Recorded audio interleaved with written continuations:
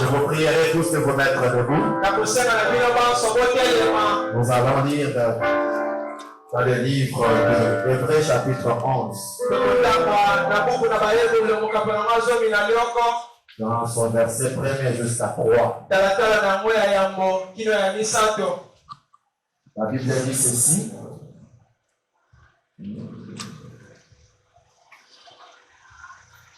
Hébreux chapitre 11, verset 1er. Or, la foi est une ferme assurance des choses qu'on espère, une démonstration de celles qu'on ne voit pas. Pour l'avoir possédé, les anciens ont obtenu un témoignage favorable.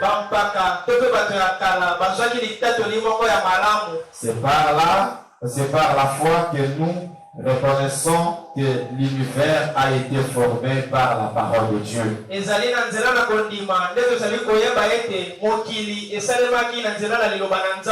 En sorte que ce qu'on voit n'a pas été fait de choses visibles.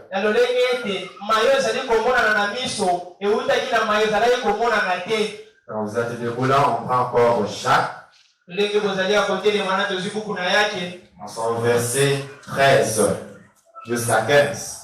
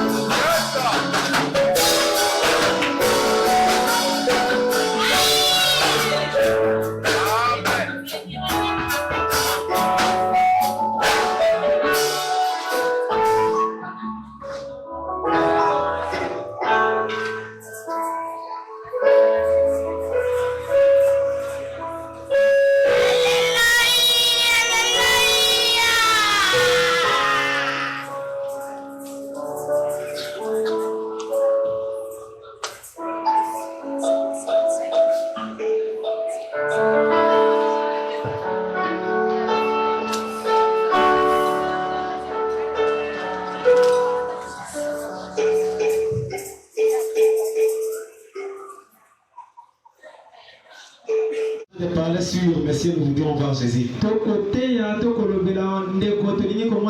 J'ai fait essayer de faire une petite récapitulation pour ceux qui n'étaient pas là. Nous avons vu que les Grecs avaient le désir dans leur cœur. Et leur désir était seulement de voir Dieu. C'est comme vous qui êtes venus ce matin. Votre désir c'est de voir Dieu. Frère Branham a dit c'est le même désir que nous avons aujourd'hui. De voir Dieu. Il ne voulait pas entendre Dieu. Ils avaient déjà entendu parler de Jésus. Ils avaient déjà entendu de ce que Jésus faisait. Maintenant ils sont venus pas pour qu'ils entendent encore, mais pour qu'eux-mêmes soient témoins de ce Jésus. C'est ainsi ils sont allés voir Philippe pour lui dire, monsieur, nous voudrions voir Jésus.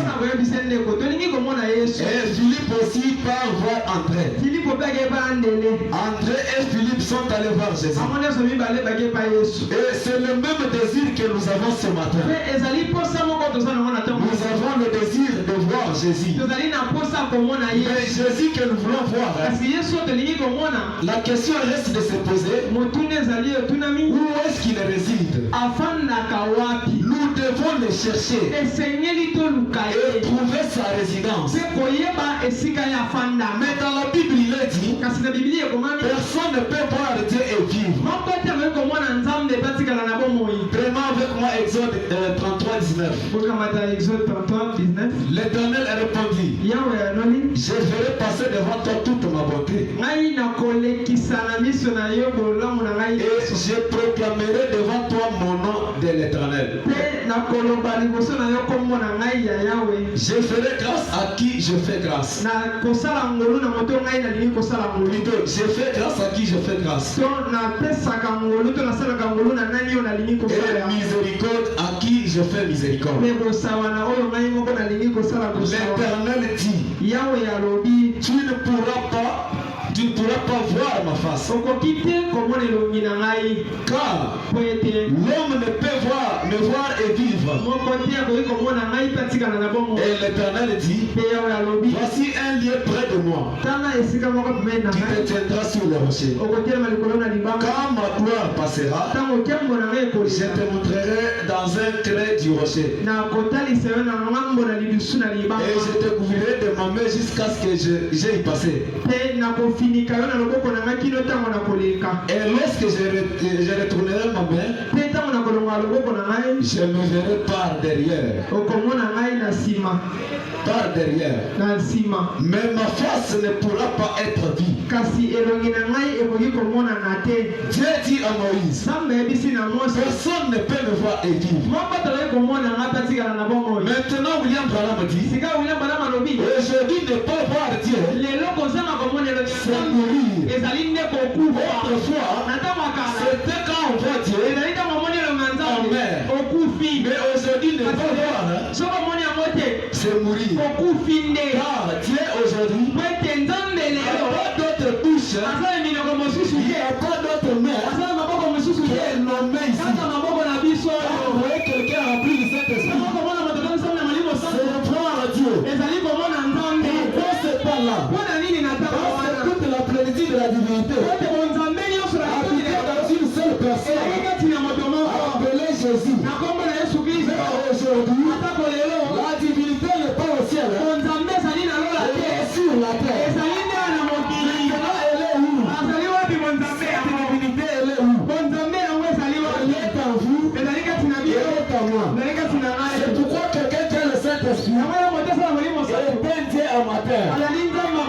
Quand vous voyez quelqu'un avec le Saint-Esprit, c'est bien Dieu en ma terre.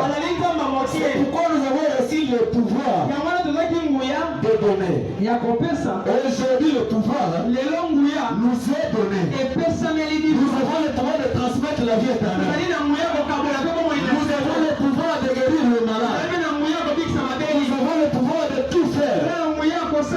Car c'est Dieu maintenant qui habite dans des hommes. Je dis que pas dans un seul homme, mais dans des hommes. Alléluia. Monsieur, nous voudrions voir Jésus. Il est où ce Jésus-là? Nous avons vu frère Branham dit, chaque fois que nous l'invitons, il est toujours à l'heure. Et il n'a jamais manqué à répondre à l'un de nos rendez-vous. Même ce matin, il est déjà là. Amen. Nous n'avons pas un Dieu imaginaire que nous pouvons fabriquer. C'est le même Dieu quand dit Moïse. Le même Dieu quand William Branham. Et c'est le même Dieu que nous prêchons ce matin. Il est le même hier, aujourd'hui et éternellement. Sinon, il ne restera pas Dieu. Je vais gérer paragraphe 10 et 11. Frère Branham dit ceci. Maintenant, si Dieu n'était que Dieu pour Moïse, si Dieu n'était que Dieu pour Josué, si Dieu n'était que Dieu pour Élie, si Dieu n'était que Dieu pour William Branham, écoutez, si Dieu n'était que Dieu pour Moïse, et qu'il fut fini aujourd'hui, seulement pour Moïse, et qu'il soit fini pour aujourd'hui, à quoi cela nous servirait? S'il était seulement le Dieu de Moïse, le Dieu d'Abraham, cela va nous servir encore aujourd'hui.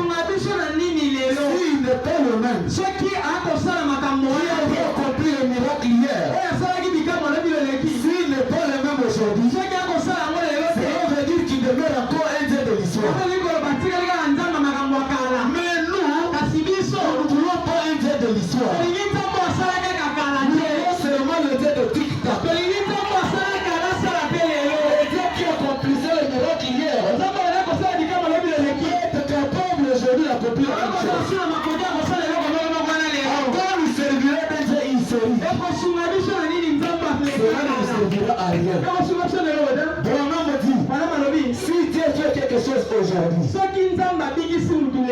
demain, j'appelle cela une histoire. S'il fait demain, le lendemain, j'appelle une histoire.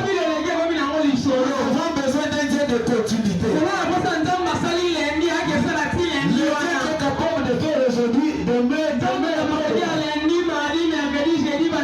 pas seulement commencer à dire, du temps de Jésus, il accomplit. Même avec les dimanches, on parlait toujours de Jésus. C'est comme nos enfants aujourd'hui. Chaque fois qu'ils partent dans le coin de dimanche, et arrivé à la maison, quand la maman demande qu'est-ce qu'on vous a prêché là-bas, maman, on nous a prêché que Dieu existe. Mais Dieu là, il est où, maman? Maman là, le Dieu est où? Le moniteur nous a prêché que Dieu existe. Et Dieu mange. Maman, est-ce qu'on peut manger ça et recevoir ça à Dieu? Voilà que le désir de l'enfant, c'est de voir le même Dieu qu'on le prêche. On peut pas voir ce Dieu-là. Il faut qu'il y ait des hommes et des femmes qui doivent le manifester. Le Dieu puissant de valeur devant nous. Écoutez la prochaine. Le Dieu puissant de valeur devant eux. C'est ça. Le Dieu puissant de valeur devant eux.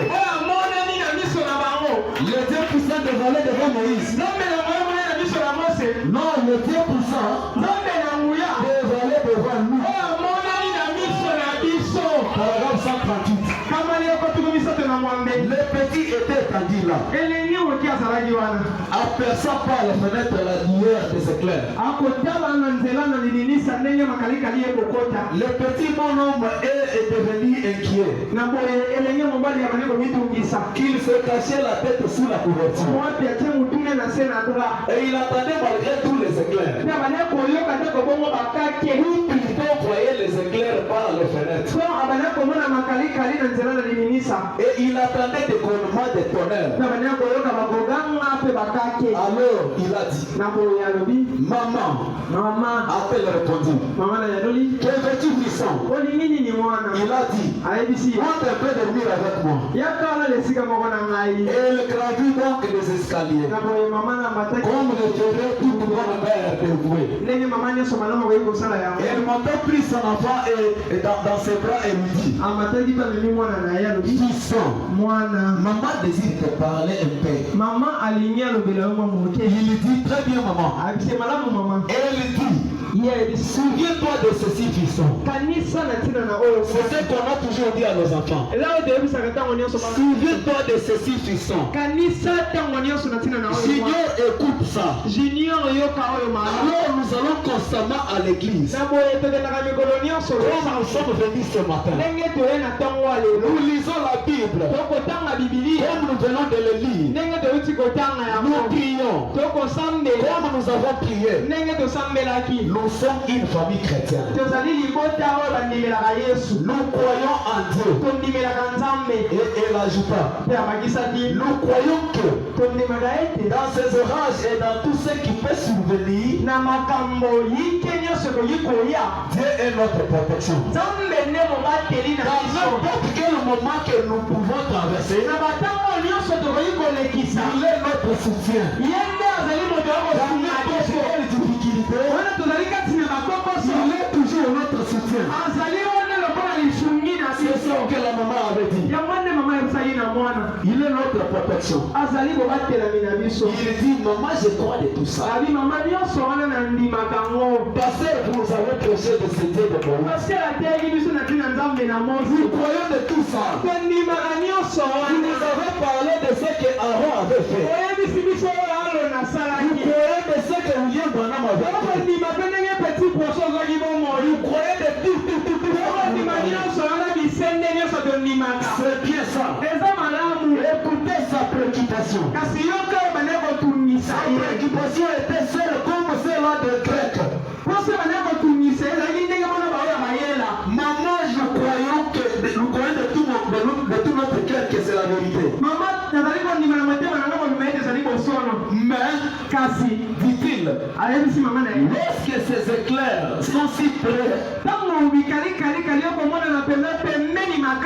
dit-il, je veux un Dieu couvert de peau.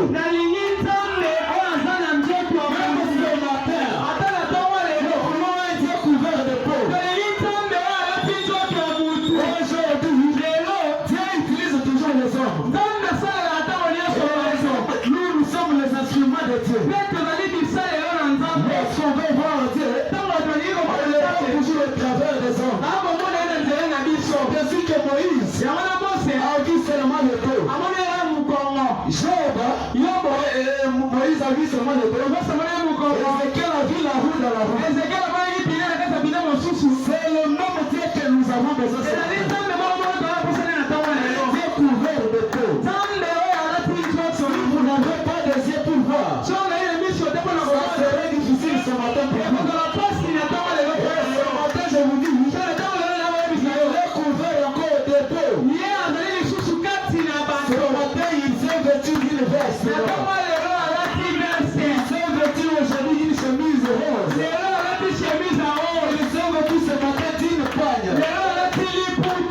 Malgré tout ce qui peut survenir, nous voulons seulement un Dieu couvert de peau. Ainsi, je pense que non seulement ces garçons, mais nous tous, même Life Tabernacle, ont besoin d'un Dieu couvert de peau. Qui peut descendre et donner des solutions. Le Dieu qui peut descendre, prendre cette maladie-là, la minimiser, donner une guérison. Le Dieu qui peut minimiser une difficulté. Mon frère, ma soeur, comment commencerai-je toujours à prêcher, sans que ce Dieu ne fasse quelque chose? Nous venons chaque fois à l'église. On nous prêche la parole. On amène à la parole. Comment le même Dieu là est incapable de donner des solutions à nos problèmes? Est-il encore mort? S'il est mort, nous devons fermer nos Bibles.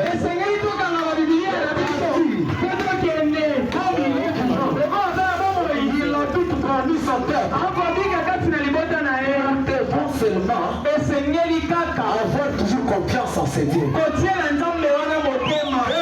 de temps, les promesses vont s'accomplir.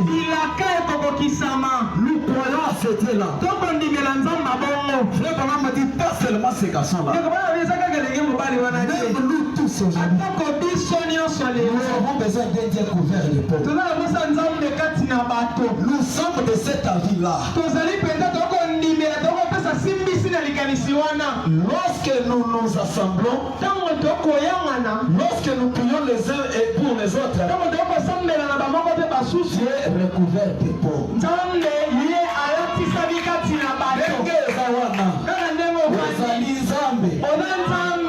Il faut savoir la mise sous pour ne pas comprendre ça.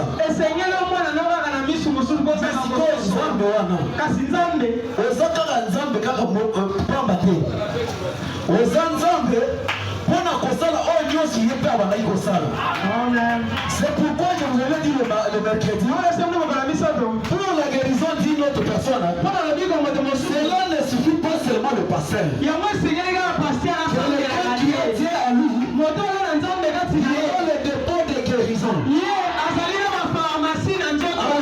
Tu ne te connais pas. Aujourd'hui, le problème est que nous ne parvenons pas à connaître qui nous sommes. J'ai voulu ce matin, nous sommes les fils du roi. Le Seigneur habite à nous. Nous sommes les donateurs de la vie éternelle. Nous sommes les donateurs. Tout ce que je peux avoir, je peux vous le donner. Bien, pouvez tout. Je n'ai mis or, argent, ce que j'ai besoin, je vous le donne. C'est plein avec. Jésus-Christ, il a la guérison. Il a la vie éternelle. C'est aussi comme ça. Le Dieu de ce jour-ci, il est le même aujourd'hui, avec la même loi. Son nom représente l'obligeant. Et il doit faire, ce n'est pas moi frère, il doit faire la même chose. Il devrait faire. C'est noté ici. Il doit faire la même chose. Voilà, il était le Dieu de lui.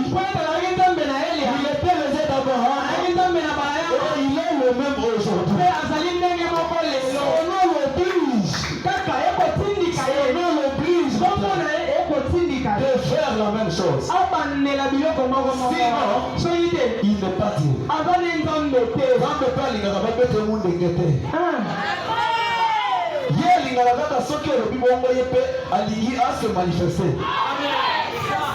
Il est le même Dieu. Son nom l'oblige.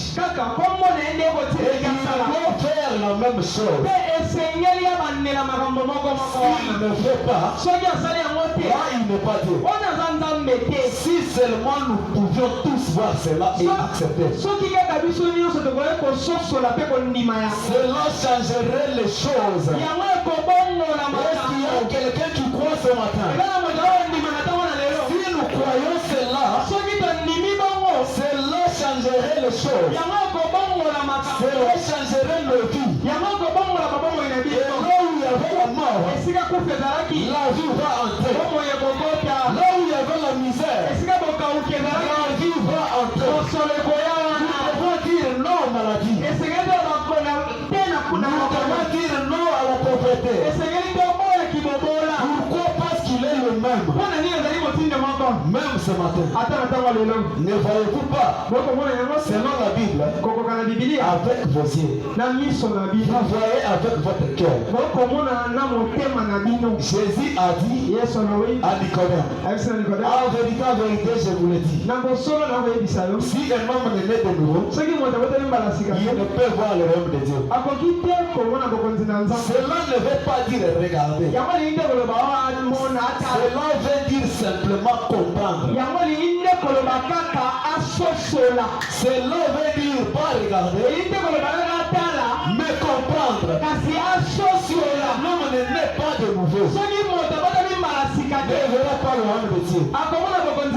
En âge ici, ngane na ba mukolo bo azonga lisuna libuma donc na susu 9 mois voilà ce que nous regardons tala biso de monaka mais c'est là kasi yango vraiment me dit ne pas regarder bana mezali abeza ko c'est là c'est de comprendre kasi balinde ososola ce que Jésus pouvait dire oyo salinga koloba voyez okomona et quand nous pouvons comprendre l'attitude de Dieu à notre regard kasi ntango tokokoma na libanga kososola posa na nzambe mpo na biso à notre égard posa na nzambe mpo na biso alors Dieu na boye nzambe est obligé atindikami na nko alors na boye de donner les bénédictions qu'il a promises par le Rédempteur. apesa mapambo oyo alakaki na nzela na mosikoli Amen, amen. amen Sinon, soki te il demeure toujours un Dieu de l'histoire. atikalela nzambe asalaka Mais je ne crois pas à ce Dieu de l'histoire. kasi lelo kondimela nzambe Nous asalaka croyons au même Dieu tokondimela nzambe moko moko qu'avait écrit Moïse, oyo mose andimelaki le même Dieu nzambe moko moko qu'avait écrit Abraham. oyo abraham andimelaki Abraham qui avait reçu une promesse. abraham azwaki elaka Comme quoi Sarah ezalaki nini ete sara aura un enfant. akobota mwana Et voilà, Abraham était tenu ferme à ces paroles de Dieu. kotala abraham atikalaki ngwi na maloba na Et nzambe si nous parvenons aussi à le tenir au moment même ce matin, soki tokomi na litanga kokanisisa ye maloba na ye l'impossible deviendra possible. oyo okoki kosalema te kosalema Il est toujours le même Dieu. lokola ozali nzambe moko moko wana Nous voulons le voir. tolingi komona Il y ye avait aussi un enfant ezalaki mpe na